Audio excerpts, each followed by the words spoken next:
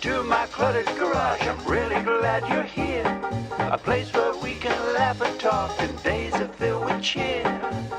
The clouds and sun may come and go, but one thing's always clear. Welcome back, my friend. You know I'm really glad you're here. Yeah.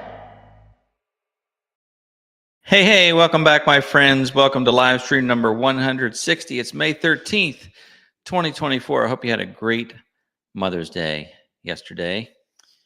You'll notice we're up here in the loft, and I had a dilemma. Notice it's 7:03 p.m. right now. I had a dilemma. It was like 6:59, and I was just getting set up here, and I noticed that there's quite an echo because this is all just drywall. There's new hardwood flooring, and there's everything's drywall painted. And of course, some brick back there. That is that chimney is not. That's not an optical illusion. It really is that crooked. Normally, you'd say that's an optical illusion. No, it's not. It's that crooked. And of course, the roof line there. Well, that's the shed dormer, so that's on an angle too. So it all plays together. And it really looks like that. So we're wrapping things up here. Dan, who's our contractor, has been working on this. He did the flooring on Saturday, and I forgot to get any video of that. And of course, he did the drywall. Got a little bit of video of that and the painting, and just does a fantastic job. A lot of these things, I'm thinking, I could do this stuff. I've done drywall and painting and flooring and all that, but sometimes you hire somebody who is a professional and might cost you a little bit, but they do it so much faster and really better. So it's like, oh my gosh, like if I had tried to finish the drywall, it would take me weeks and weeks to do that, and it wouldn't look this good. The flooring might have taken me, I could have done the flooring, but it might have taken me days and days. I had it done in a day. So, sometimes it's best to let professionals do their job. But thanks for being here. I appreciate it. I decided sort of last minute to come up here. I thought this would be kind of neat. So the point was, it was like 6:59, and I got set up, and I thought, there's an echo up here. I should probably go get the mic. And I was like, the dilemma is, do I start on time or do I delay a minute or two and get the mic and plug it in? So hopefully it sounds good. There may still be some echo that you're hearing from the room, but otherwise it should sound good, especially if I stay close to the mic. I think it was worth the wait because it probably would have been really tinny sounding otherwise. Anyway, let's see who's here in the live chat, and then we'll get started and welcome you here tonight. I see Kent from Hope Construction. Looks like they were the first ones here, and Dave from RCAF Polar Express. Much needed rain. It's 57 Fahrenheit. Yeah, the weather has been, I don't know, not a typical spring, I don't think, although spring is really hard to pin down. I remember years ago, I came to the conclusion, there we go, my crooked head. I came to the conclusion that you can't count on the weather around here until June. So many times we get a beautiful March day and then it just tanks. And then same thing with April, you get these days. We had the air conditioner on, and we had to put a window unit in the bedroom. We had the air conditioner on a week or two ago. And then after that, we had shut it down and put heat on. So that's kind of what spring has been like. But like I said, years ago, I realized you can't count on spring or summer weather until June. We're halfway there now through May, and now it'll start really being consistent. It's beautiful. We've had terrible days the last few days with just overcast and rainy, but that's great. I had got those wildflowers in, and perfect timing. I got the ground tilled up, got the wildflowers in, and I didn't even water them because it rained the next day, and then we had a little break, and then it rained again yesterday. Today you got the sun. Like, it's the perfect elements for growing these seeds. They get saturated with moisture, and then the sun comes out and it warms up the ground and wakes them up, and it's just kind of amazing. It's nature at its best. So I have been watering the garden a little bit, but that's what we've been doing. That's what's happening. So anyway, I see Woodster 300 is here and Bob Purrs, and lots of conversations between those folks. There's Chris from the Watershed Overlook. Good to see you, my friend. B Hall is here. Don't worry, I'm not going to read every single name. But thanks much for being here. So let me just welcome you to tonight. Again, it's live stream number 160. We've been doing this nearly every Monday night now for almost 160 Mondays, 160 weeks, right? Hard to believe. If you're new to the channel here, if you're new to the live stream, we kind of talk about tractors and gardening and DIY projects and generally life in the country. So that's what we're here to talk about. That's one thing we all seem to have in common. As I often say, we either live in the country or we used to live in the country or we long to live in the country, but it's a lifestyle that we appreciate and that we share amongst one another. There are a lot of people who would say, I don't want to live out there. That's okay. That's fine. If it is your first time here on a live stream, please say hi in the live chat so we can welcome you most appropriately and let you know that we are indeed glad that you're here. And also let me know how you found the channel in general. Was it on YouTube, Facebook, Instagram, TikTok? We are live streaming now simultaneously at the same time to Facebook, YouTube, and Instagram. So that's something I started doing a couple weeks ago since StreamYard got their system set up where you could stream to Instagram as well. I have to do a weird kind of thing in the background to make it work, but it is working. So we are live on Instagram as well. Pretty neat. And we do this every Monday night, 7 p.m. Eastern until about 8 p.m. Eastern, sometimes a little bit longer, sometimes a little bit shorter, but generally for just 1 hour. And of course, we'd always ask you to click the thumbs up because that's what social media is all about. It's all about thumbs up, right? So about tonight's show, well, we're going to just kind of free roll tonight. I want to talk to you about some of the last videos that I put out, some things we're doing in the future, talk to you about, answer questions in the live chat and all that good stuff. Will do a sticker giveaway later, so you'll want to be here for that. And if you do have a question for me or just a question in general, last week we had a neat question about, I think it was about lift capacity on tractors to pick up a round bale.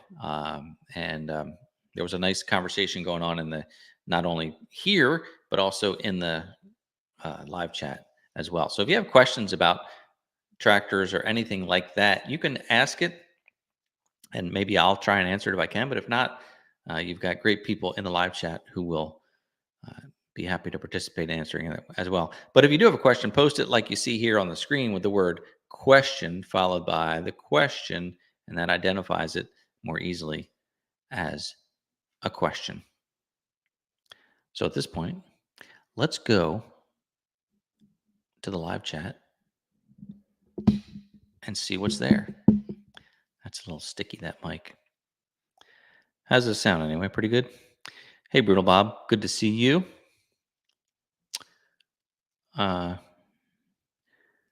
Yeah, I did think somebody's going to say something about the bird, but I don't have any shelves or anything in here.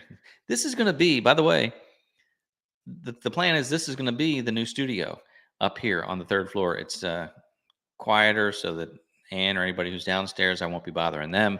I'm going to be in we put 2 rooms up here. It's a old farmhouse. It's like 15 feet wide and what is it? 30 feet long. Very small footprint of a house. And the old attic space, you could see the one side, how it comes up here. Well, the other side was there. So I was able to only stand in the middle of the attic and I could move just a couple feet either way. So we lifted up this side, didn't really lift it up. We removed it and added a wall. So now we've got a 6 feet high wall on that side. So we can walk right out. There's a bank of windows overlooking the back pasture. It's beautiful here. Still have the slope on this side. So We can put a table or something there, which is the plan. Anyway, we built 2 rooms up here. One of them is 12 by 14, because even though the house is 15 feet wide, there's a little knee wall over there, so it comes in about 3 feet there. So the rooms are 12 feet wide, which is a nice size room. This one is 14 feet long. The one at the other end is 12 by 12, basically. So this room, the plan is Anne's going to take this room. We're going to set up her sewing machine up here, and this will be her, not a she shed, whatever you call it. Anyway, this will be her space. And then I'm going to set up the studio across the hall in the 12 by 12 room. There's another chimney over there. That one's straight, and you may see that in the background once I get a desk set up on that side. So it's a nice space up here. It's not heated or air conditioned yet. We're looking at some mini split units to put on these small walls here. That's the only wall space in the room, is right there, where you can actually fit something like that. So we're looking into those. So it will be heated and air conditioned as well. Although when we were burning the wood stove, now this chimney is for the oil burner. So this chimney doesn't really get used very much now. With the wood stove, the other chimney where I'm going to be, the chimney itself radiated heat. And it was really neat to come up here. And that room was so warm just from the chimney itself. So I think that room is not really even going to need any heat at all in the wintertime. And we did that blown in insulation, that foam, spray foam. This thing is just, it's so well insulated now. It's really, really good. That was a long talk about why the bird's not up here, wasn't it? Yeah, it kind of was. So let's look here and see. Yes, it is the fun house, Chris. With all the angles, it's a fun house up here for sure. The floor is pretty flat. My current studio on the second floor, if I don't hold on to the desk, my chair will automatically roll away from the desk because the floor is that crooked. But that's old farmhouses for you. Yep, you'll just be sitting there, and before you know it. Hey, it's starting to get dark, and I didn't bring any lighting up here, but I did do all the electric up here. So I've got outlets all around, and I've got overhead lighting, and that should work out really well. Maybe I should turn that on now. Okay, wait here. Wait. Okay, wait.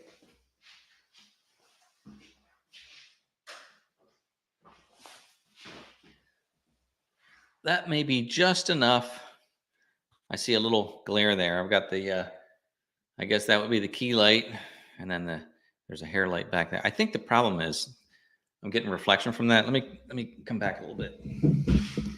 We're doing some live modifications here. Ready? Let's all go together. Oops.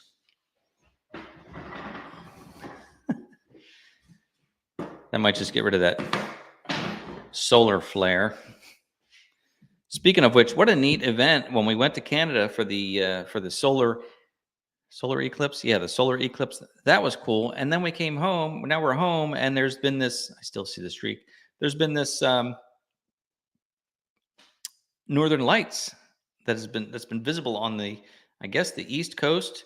And we missed out because we had cloud cover on those days. But some amazing pictures online. If you saw Ross's pictures, he shared them on his Facebook page, Ross on the Land. Some amazing pictures. And then I saw a lot of pictures from friends in different areas. But how neat to see the northern lights down south, where people were able to see them for the first time ever. So that was cool. Whoa, John's back. Hey, John. If you follow John's channel and his Facebook page, he was on a trip. He got to meet up in person with the Ross on the Land, who I just mentioned. And shortly after we got to meet Ross, when we went up to Niagara Falls, we met up with Ross for the day before the eclipse. And so nice to meet Ross in person, and his wife, Michelle, and John got to meet him too, because John just took a trip and he got to meet up live too. So I hope you caught that on their Facebook pages too. So good to be here. Good to see you here, John, I'm going to back up again. Don't mind me. You know what? I think it's getting worse. I think that stripe is actually worse now. Look at that. Well, we're going to have to just accept it for the night. Oh, you know what it is? Maybe it's the one behind me. Look at that. It's probably that light, and I'm getting closer to it. I'm not going to worry about it because it's not that big of a deal, but we'll practice setting up the studio in the fuchsia. So what else is going on? I found I can see the chimney, John. There you go.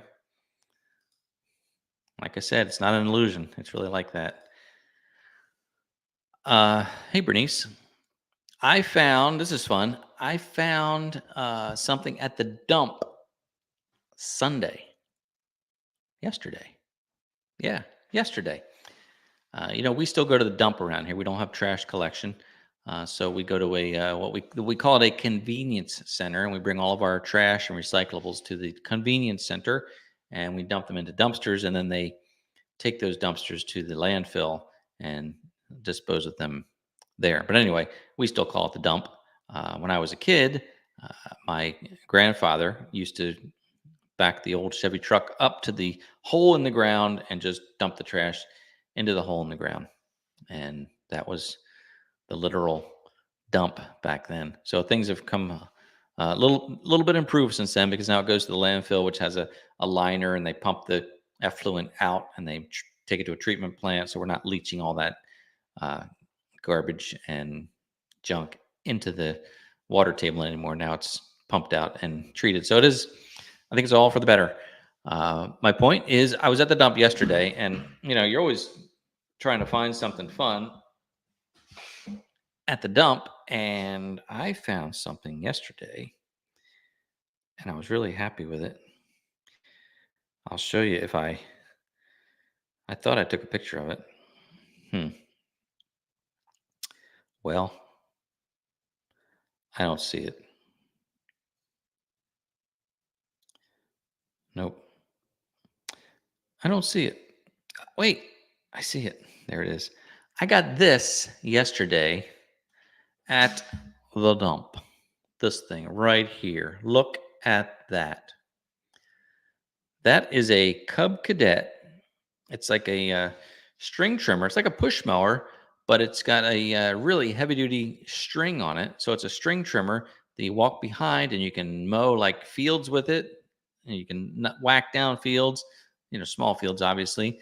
You can, use it under fences and up around fence posts. So I'm excited about that because it really looked like it was in good condition. Now the muffler was hanging off. I did a little TikTok video. If you do follow me on TikTok, you can see that video there. The muffler was hanging off of it. It had been unbolted.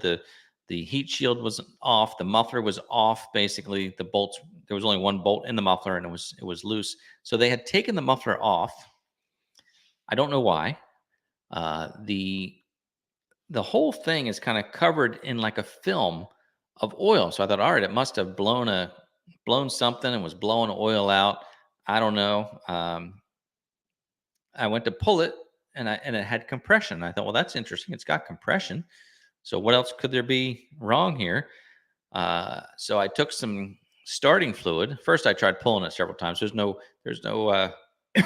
what's it called, primer bubble on there, and it didn't have a automatic choke. So I pulled it a few times with nothing. I thought, let me get some starting fluid. That's the magic juice, basically. And I sprayed it all around the intake. I didn't take the air filter off or anything. I just sprayed it all around the intake. I pulled it twice, and that thing fired right up, full throttle, and just ran like a champ. Now, I had no muffler on it, so it was really loud, and I was afraid, to run it too long like that. Started up, and I mean, it runs fantastic from what I could see. So I'm going to get the muffler screwed back in place. I just have to find the right bolt to do that. Get the muffler screwed back in place, and I'm going to start it and run it. The oil was clean. See what it is. I don't know why they threw it away, but I was happy to find that. So it was a good score, a good find. I also, as we bring things up, then sometimes things come in and things go out. So today, just recently, actually just about 2 hours ago, we said goodbye to the old finish mower there on the, what is that? The left? Yeah, it's on the left. So we said goodbye to the finish mower, the Land Pride finish mower. I really love that mower. I got a lot of good use out of it. It performed really well. Beautiful cut, really nice job. But I thought the fact is I don't need it anymore. The other property we used it. We mowed a lot of the fields. It was a 3.5 acre property, almost 4 acres. We mowed a lot of the fields with it. We used it a lot for that. Beautiful job. This property still has 4 acres of open space, but the 3 acre meadow is being left to grow into hay. We're going to get that baled this year. So that's a hay field. So I'm not going to be mowing that. I picked up the flail mower a couple months ago. Picked up the flail mower, which is great. It's not. It, it's between a finish mower and a bush hog. I have the bush hog too. So if I need to whack down some small trees and whatnot, I've got the bush hog. If I want to mulch up some vines and some sticker bushes and that kind of growth, I've got the flail mower for that. That's all I need because we can't use any of the tractor equipment around the yard. It's just too small of a yard to maneuver things around, which is what I found at the other house too. I couldn't use the finish mower around the yard. And when I bought that, I was thinking it would replace our lawn tractor, but it was just too bulky to be in a yard where you have things to mow around. So I decided that I didn't need this anymore, and I think it's okay. I think I'm going to be okay without it. The good thing is that they hold their value. So basically, I don't know exactly what I paid for it. I do know that I looked them up and they're up to about $3,500 now to buy. So I think I sold it for not much more than I paid, or not much less than I paid for it. I asked 2,500 for it, and I took a little less than that. But I think I bought it for about 2,500. But that's just how things are, because again, they're like 3,500 new now. So that's the neat thing about tractors and equipment. You buy that stuff and just know that you're going to get your money back most of the time. That's just the way these things go, because the equipment lasts a while and holds up well. So anything you buy, I think anything that I have bought, I can practically get my money back for it already. So as long as you don't overpay, the one piece I did overpay for, and not by much, I was during COVID. I bought that log splitter, that County Line Tractor Supply log splitter. I bought it used because they had gone up to about $1,600 new. I didn't want to buy a new one at the time, and I bought that one for $1,000 used, and now I'm starting to see them out there for $800 or so. So I think I overpaid a little bit for that. I would likely not get my money back out of that right now, maybe close to it. But otherwise, I think everything else that I've bought, I think even the tractor itself, I've had for 5 years now, almost 5 years. I think I'd get my money back out of it. Now, of course, to replace it, I'd pay a lot more too. But that's just a point I wanted to make. Since I'm sitting here with the mic, I can make points. Oops. There we go. Loosen that mic up a little bit. Let me look through some comments, see if there's any questions or comments. Mm-hmm.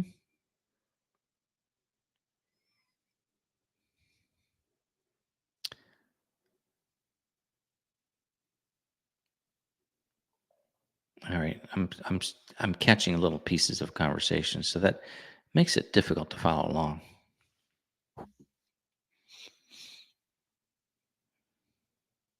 Mm-hmm.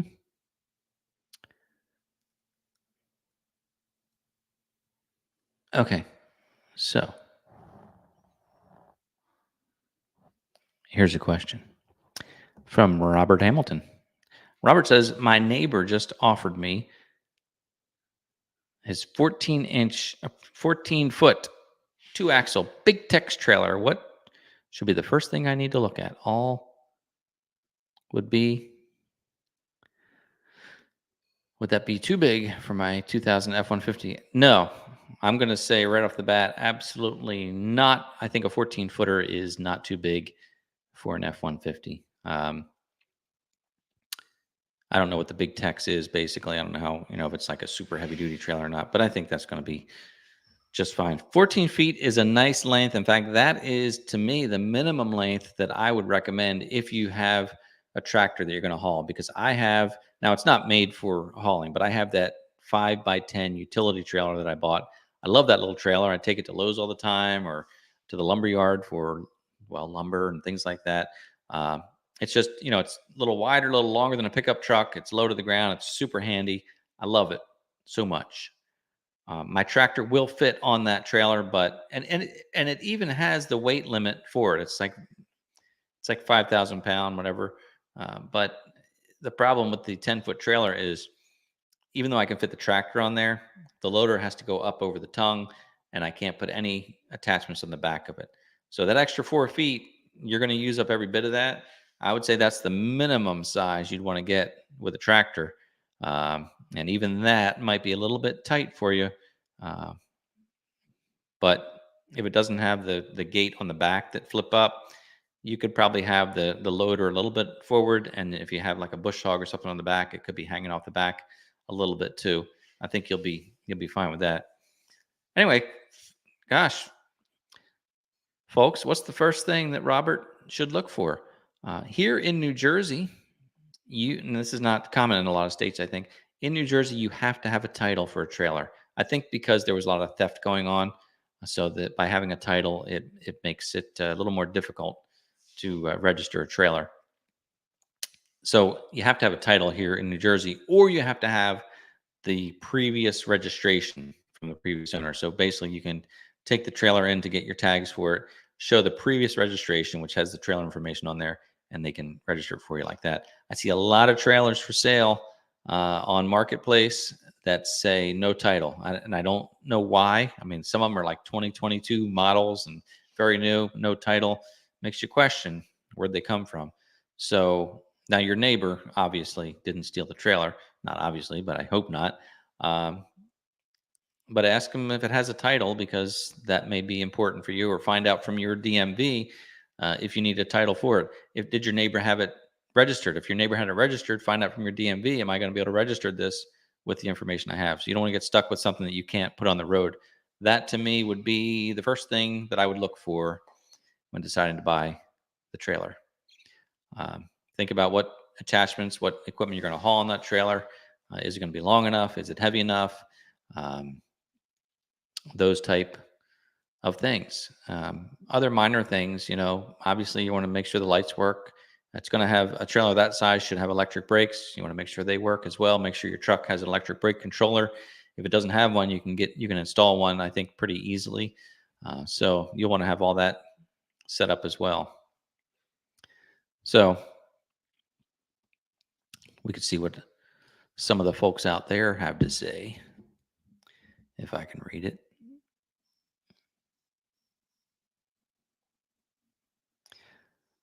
Thank you, Outdoor Adventures. I was going to mention the wildflower post.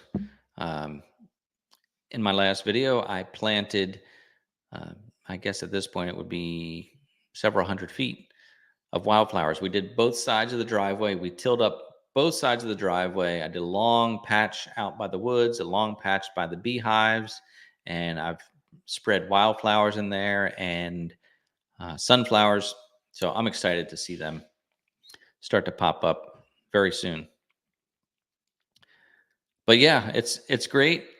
We love planting wildflowers, and I mentioned in the video that if you can plant a patch of wildflowers where you'd normally have to mow the grass, you're not going to have to mow the grass. It's better than grass because it's pretty and you don't have to maintain it like you do with grass. So thank you for that. And American Meadows provided the seed for that video, and I have used American Meadows. I've bought their seed for probably 5 years now. I've been buying my flower seed from American Meadows, and this time they provided the seed in exchange for making that video. Well, not in exchange for making the video. I was going to make the video anyway, but it was basically a little shout out to them to let folks know that American Meadows is a East Coast company, small business, and they do such a great job.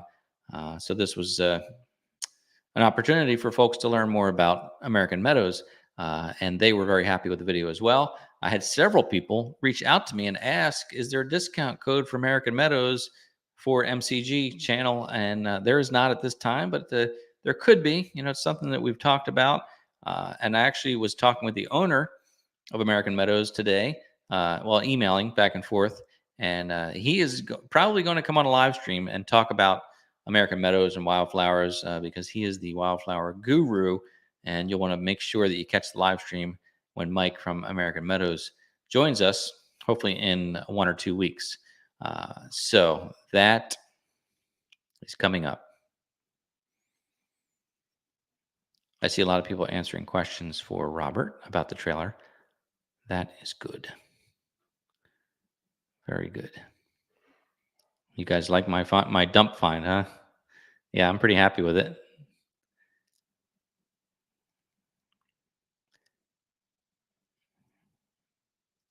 I think okay,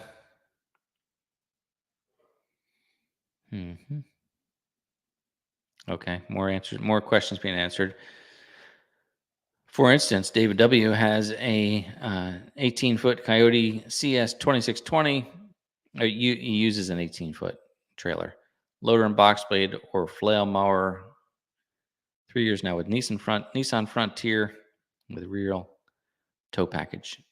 V6 F-150 be more than fine, definitely. And yeah, the 18-footer, boy, that probably is a much nicer length, but that's getting to be a really long trailer, but would be probably more ideal. Regarding my dump find muffler could be plugged. It could be. Maybe when I screw it tight, it won't work right. I don't know if I can take it off and look through it and see anything with that. I don't know.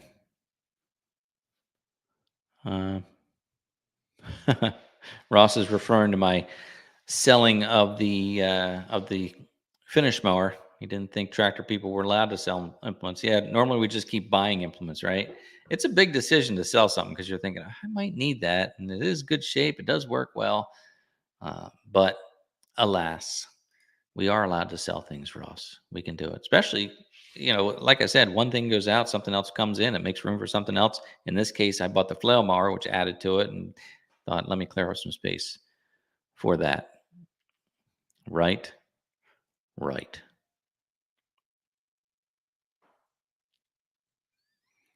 Yeah, John's mentioning if I get the lamb some more buddies, you'll never need to mow again. That's right, boy. Irma's just out there constantly eating. That's why they call them grazers, because they just graze all day long. Now she's still on the bottle twice a day, 12 ounces at 8 a.m., another 12 ounces at 8 p.m. And she loves the bottle, and she's going to be on it until June, from what I read. The weaning is like 12 weeks for weaning, and we estimate she was born April 1st, so April, May, June, through June, I guess. But we'll start cutting it back. We're starting to give her. She's not getting warm milk anymore now. It's trying to at least do room temperature for her, but it'll be cold milk soon, and that kind of, as you start to wean them, they don't like it as much.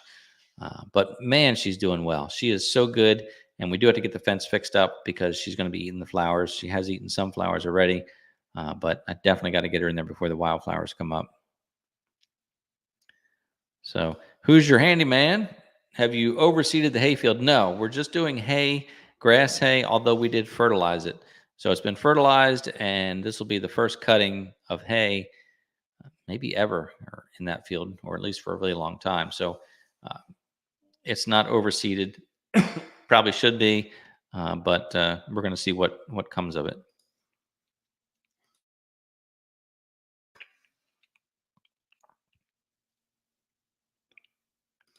This is a question about the. This would be referring to the flail mower. Did you get the Y hammers with the flail mower? Both are definitely needed. Oh, the Y and hammers. I don't have the hammers for it. The flail mower has what are called duck feet blades, which I never saw before this, and they're sort of shaped like the hammer, but they're made of steel, like like pressed steel rather than forged steel or cast iron. So they have the flat shape of the hammers, but they're lightweight, and they're just pressed metal. So they're not the Y blades, because the Y blades are shaped like an inverted Y. These are flat and curved. They really do look like a duck foot. So it has those, which are again somewhere in between. The hammers would be great for doing some heavier work with it, but so far I've cut through some pretty heavy brush, and it's worked out pretty well. So I probably won't change them at all unless I break them or I have to. I'm reading comments.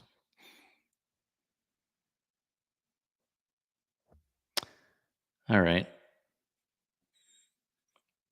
That's not a question for me. That was a question for someone else.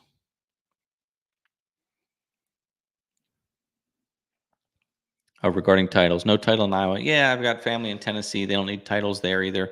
Probably a lot of states don't require titles for trailers.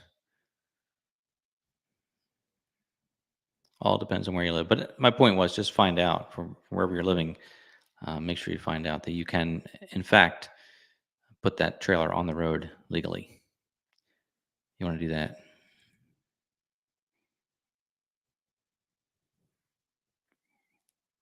Hey, Jay, you're not late. No such thing as being late here. All right. Just going to click on over here and see. Yeah, Instagram got a little bit of business over there in Instagram, but not too much. So, by the way, if you just joined us, we're talking about tractors and gardening and DIY projects and life in the country. That's what we talk about. So welcome, and we'll be doing the sticker giveaway here in a short bit, and you'll win all of them.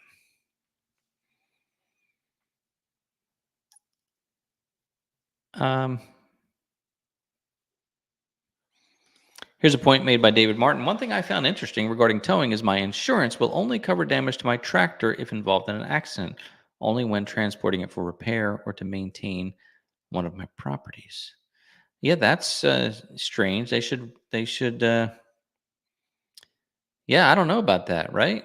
Like if you're towing a piece of equipment, that's something to worth looking into if your insurance is going to cover the tractor. Now my tractor is still under KTAC, because when we finance the tractor, you have to get the KTAC insurance, or you have to get some kind of insurance with it. But we got this KTAC from Kubota, and that covers the tractor regardless, on your property, off your property.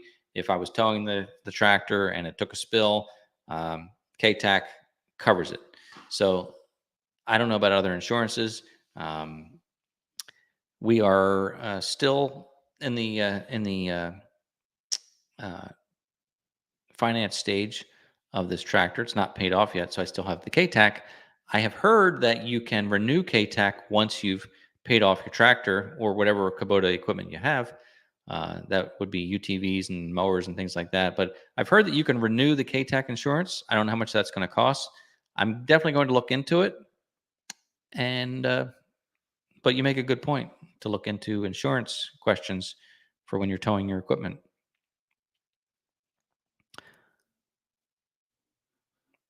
So Chris we were talking about the lamb a little while ago.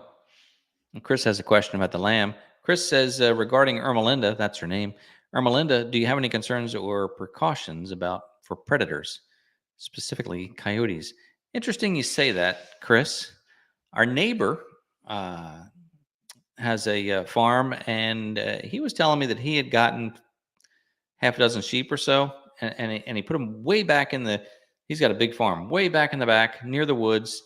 He hears coyotes back there. In fact, he's seen them. In fact, there was a hunter hunting on his property, and he took a picture of the coyotes. He saw like a pack of 6 or 7 of them back there, and he said that the sheep have been fine. The coyotes have not gone after the sheep. So I don't know, that would be my concern. I have never seen a coyote here, even though there apparently is a pack of 6 of them across the street. I've never heard them. I've never seen them here. Never seen any evidence of them. So I don't know. But I mean, that would be probably the concern. Would be coyotes. Otherwise, no real concern about predators. Other than that, there's nothing else to worry about. Maybe at the age she is now, perhaps if a bald eagle spotted her, they could come down and grab her. But now she's like 15 pounds. I think they could take her, without a problem. But yeah, not really concerned about that.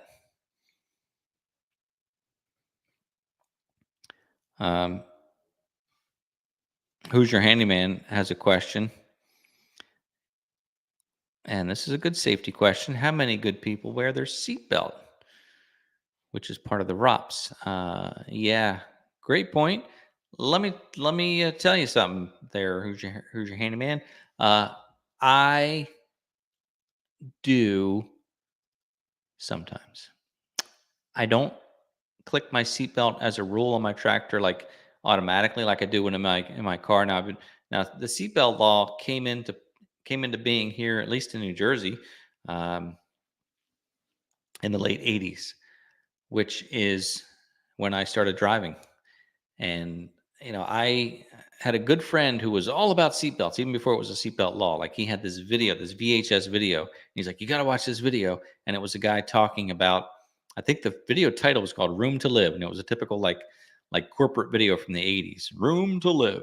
And it was a talk by an ex police officer, former police officer, retired police officer. And he talked about, the importance of wearing seatbelts, and he described accident scenes, and he was a very dynamic speaker, and it was very convincing, I have to say. So we started wearing seatbelts before they were even law. Before that, of course, as kids, we didn't. You sit on the hump of the car, hanging over the seat, backseat of the station wagon. Seatbelts were like, what? No way. But point is, for me now, wearing a seatbelt after all these years, I feel vulnerable in a car without a seatbelt on. So I automatically go for the seatbelt. I should get in that habit with the tractor. It's very important. I will say that when I am putting myself in what I perceive to be a little more of a precarious position, I do put on the seatbelt. Like when I'm using the front end loader and the ground is unlevel, I do tend to think about putting the seatbelt on.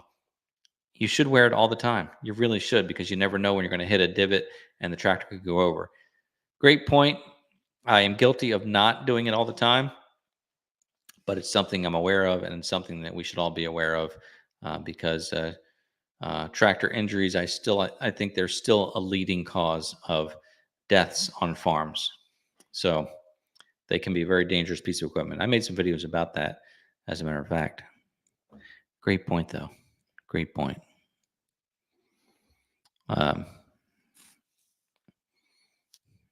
And having these conversations, I think, helps because it keeps it in the forefront. Like when I go out to the tractor now, maybe I'll remember this and I'll be like, you know what, throw the seatbelt on. And you keep doing it, it becomes a habit. And then you just don't think about it anymore. You just do it, which is very, very important.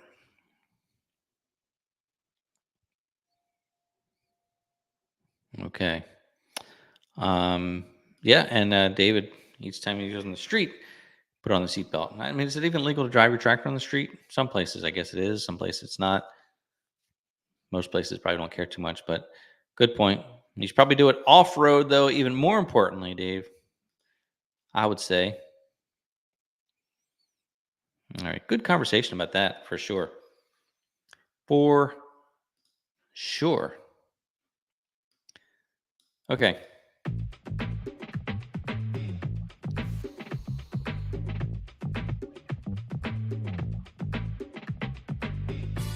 To do.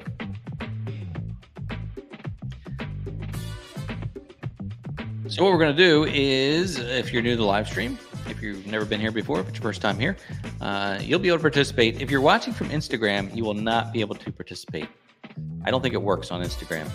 Facebook and YouTube, yes, it works. What you'll do is you'll enter a word or a phrase in the live chat exactly the way I show it to you, and then we'll randomly draw one person who typed the word or phrase correctly. It'll be all done by computer dynamics, and we won't, it'll just happen automatically. But that's the way that works. So I'm going to put a word on the screen, and then whoever wins the stickers will be the winner. What we're going to do is we're going to do this drawing. If you have won these stickers or all the stickers in the past, because I have a bumper sticker too, which I don't have here with me right now. I have a bumper sticker, and if you won the round ones and you want the bumper sticker, just let me know. If you have one in the past and you want to just pass on this and let somebody else have the opportunity to win, that is fine too. But you'll just let me know which ones you want, the round stickers or the bumper sticker. You want the word? Okay. Since we were talking about the string trimmer that I found at the dump, then why don't we use the word #dump? Use the word hashtag. Use the hashtag, no spaces, dump, uppercase, lowercase, doesn't matter. No need to enter more than once, because any more than one entry will get rejected by the system, and all kind of alarms will go off. So don't do it. Don't type it more than once. Anyway, #dump for your chance to win these stickers or ones just like them. And what we'll do is we'll wait just a moment. Look at some comments while that's going on. Look at David Martin did a combination of uppercase and lowercase. That'll work. That could work.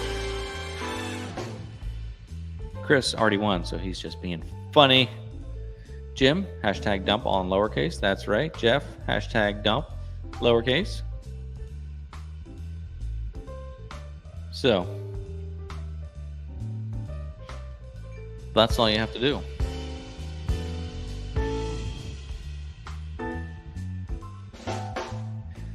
What I do a lot of times lately is I let this song run up, and I've yet to hit it where the winner comes up just as the song ends. There's no timer on screen, so if I knew the time, I could hit it right at the right time, but no such luck. Okay.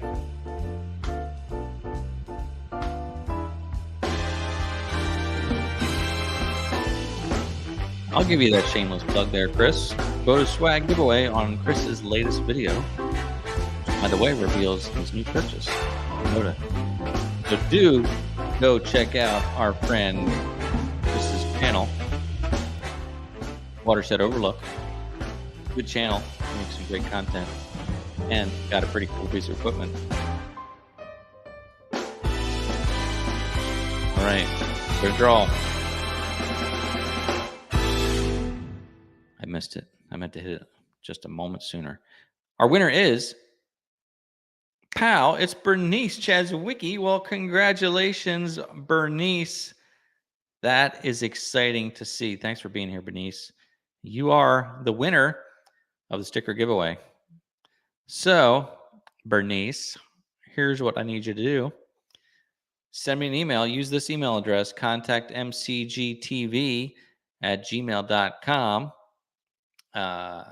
contactmcgtv@gmail.com, and send me your mailing address, and I'll send the stickers to you. It's just that easy. Congratulations, Bernice. Thanks for being here. I'm really glad you're here. Fun times.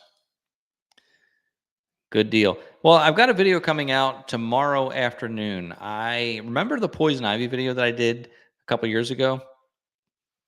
It was actually 3 or 4 years ago. I made this video about how to identify and kill poison ivy. And, the channel was pretty new, and the video, I don't know, you look back at your early videos and you're like, I could have done that so much better.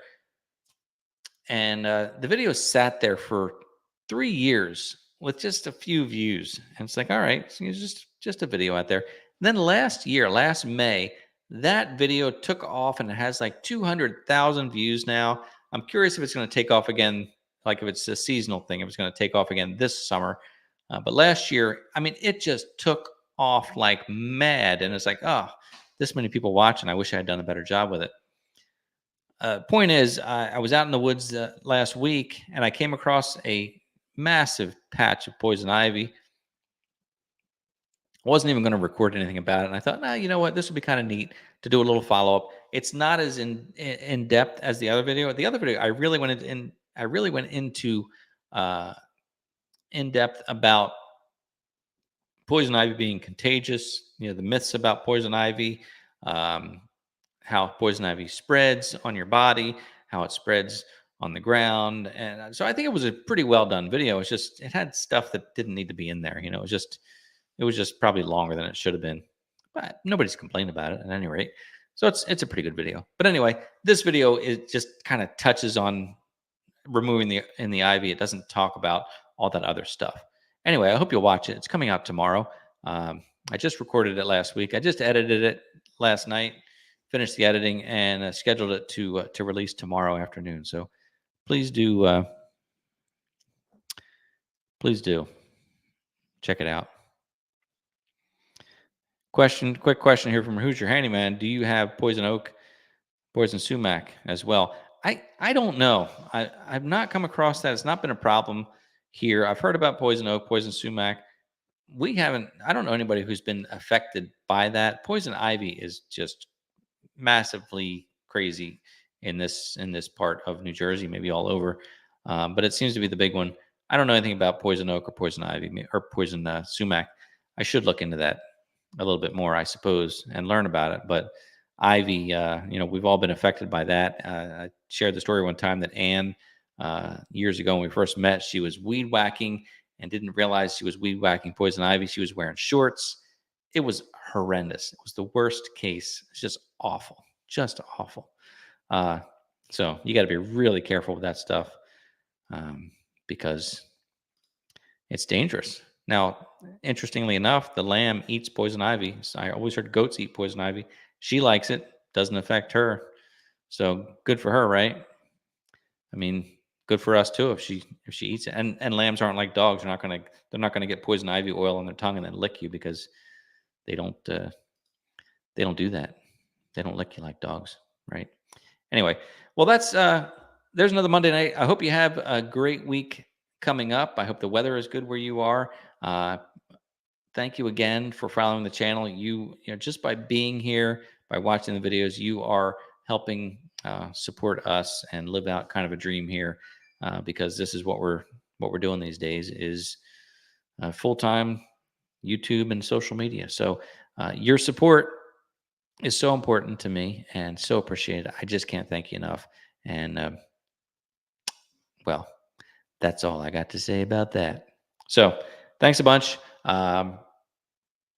Check out the video tomorrow. Leave some comments. I'll see you in the comment section. And otherwise, I look forward to seeing you next time.